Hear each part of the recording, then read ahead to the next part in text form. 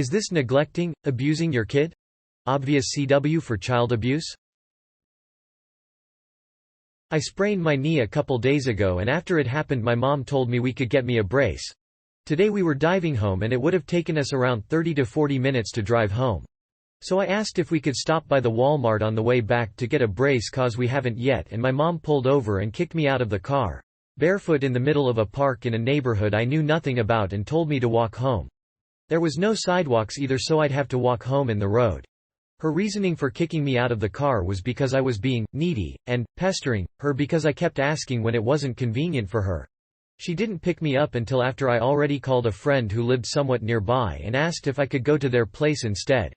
After this whole fiasco I had a pretty big breakdown and my dad told me that it's not that bad, and all parents do this. But I was obviously traumatized when he said this and acted like I was overreacting. I'm not sure if this is normal or not and if I should tell someone about this. Quick little update. The next day, my dad took me to get some food and candy to cheer me up and he finally got me a brace. I still have not received an apology from either of them even though they both know I've had 2+ breakdowns within this past day. Also, I wanted to give a little context. She's my stepmom, but she hates that word cause she thinks it gives her a bad rep. And this isn't the first time my mom's done something extreme and traumatic. I've asked constantly to move in with my birth mom, but she's on the other side of the country and they don't want to send me away.